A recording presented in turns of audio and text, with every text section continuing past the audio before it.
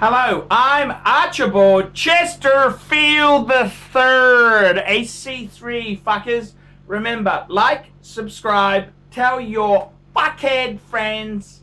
Remember, go to the Poor Pluta channel for paid reviews. Sponsor Archie on Patreon. It lets me stay full time. Unless you cunts want me to get a fucking job. You want me to get a job? Well, fuckers, you tell me. You give me the drum, fuckers. And today I want to talk about one of the most unfairest thing to happen in the world. So let's start the story. So anyhow, Omega had this weird organization called NASA. They're going to put a fucking man on the moon. So, very successfully, the moon watch made it. It made it. It was able to get into space. It got into space. And anyhow, this was a fairly old design. It was 1950s. It came out in the late 50s. So, you know, it was a little bit on the it was a little bit on the old side by the 70s, you know, the late 60s. And I'm talking David Partridge. Brady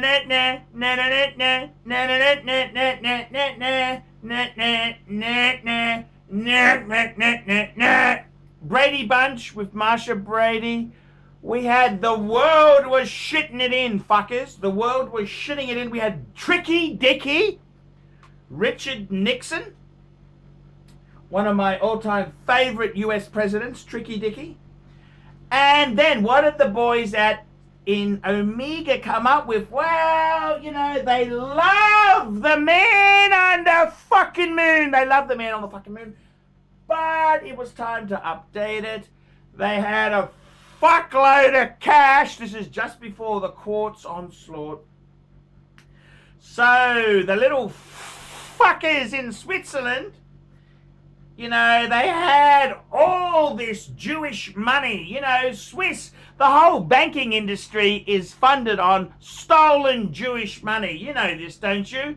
Yeah, after World War II, fuckers, during World War II, all these Jews who are being persecuted, many successful Jewish business people put money into the Swiss banking system, and they never made a withdrawal again.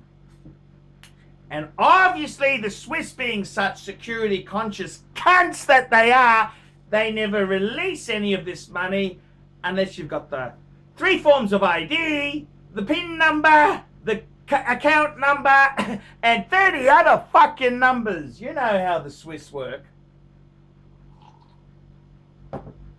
I digress. Anyhow, the boys at Omega were over the moon. They'd got the Omega SpeedMaster man on the fucking moon into space.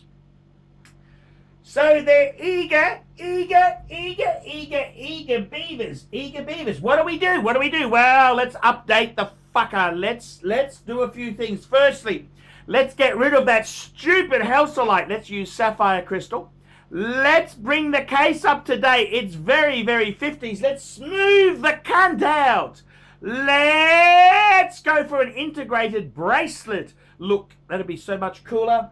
Let's have the chapter ring. The chapter ring itself will have that under our sapphire crystal. Let's smooth out this bastard, because I'm thinking Ferrari Daytona. You're thinking Ferrari Dino. Ferrari fucking Dino. That's what you're thinking. So the Swiss came back with the SpeedMaster Mark III. No, the SpeedMaster Mark II, fuckers. The SpeedMaster Mark II. Look at this piece. This piece is everything the original wasn't. It was cool. It was smoothed out. It had that integrated bracelet. Yes. Smoothed out 1970s, late 60s design. It was so cool. So cool. And it came on the scene. Look at this. This was a cool trendsetter. Look at it. It's so fucking cool. Sapphire crystal, smoothed out case. We got, it's just, and it's retained the character and flavor of the original fucker. But the public wasn't interested. What a bunch of cunts!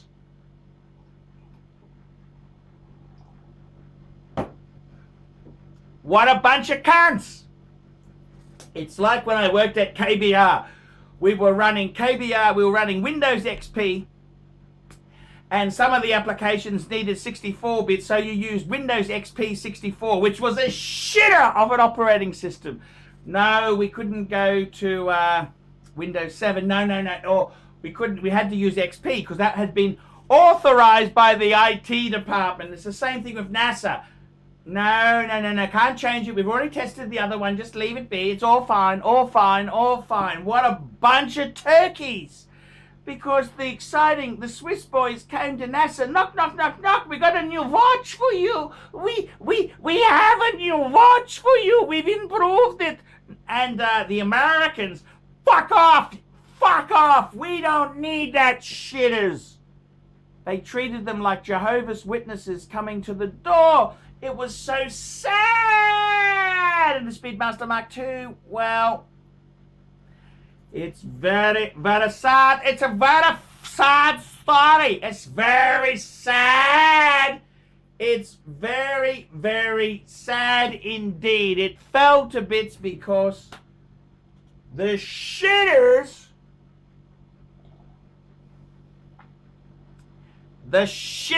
didn't see the benefit in the SpeedMaster Mark II. Was so awful. What a bunch of cunts. And that's what happened. The glory days at Omega. Oh, they missed the biggest opportunity. If only NASA had come on board, but they were a bunch of American cunters. A bunch of American cunters who weren't interested. They weren't interested. Nasty fuckers. And the SpeedMaster Mark II, it kind of now, so sad. There was such optimism, such enthusiasm. They fucked it, fuckers. They fucked it up. They got fucked up the ass. Yes, it's very sad. It's the way history is. The victor writes the history books. And it's a nasty situation. So that's what happened. The Omega SpeedMaster Mark II is probably, the perfect SpeedMaster. But unfortunately, shitters, it didn't go that way. I'm so sorry. Sorry. Fuckers. Archibald Chesterfield III, AC3, telling tales about the Amiga. Speedmaster, man on the fucking moon. Tell me what you miserable fuckers think of that. Cut! Someone left a comment asking me what do I think about ArchieLuxury and what other YouTube channels do I watch. Well, let's just briefly comment what other watch channels do I watch. I am subscribed to pretty much all of the major watch channels. So yeah, regarding ArchieLuxury, I don't really want to say this, but I will, because you asked me to, so I will oblige. But I'm a fan of ArchieLuxury. We specialize here in pre-owned Rolex watches. Rolex watch is a very special timepiece, and we always do the servicing exactly as factory specifications. We buy a pre-owned piece and we put it into brand new condition. We have Rolex certified technicians working on that. We completely disassemble the piece, we adjust and polish and change every single part of the watch. You have to have certified watchmakers that know what they're doing. If you have an expensive car, you're just not going to bring it to any mechanic that doesn't know what they're doing. You spent $5,000, it's like if you put money in the safe deposit box. And 1 or 2 years from now, you will keep having your $5,000. We have to spend a lot of money to get all this equipment together, but makes me feel I'm doing what I'm supposed to do. It's not a question of money, it's my passion. Jewelers on time, simply the best.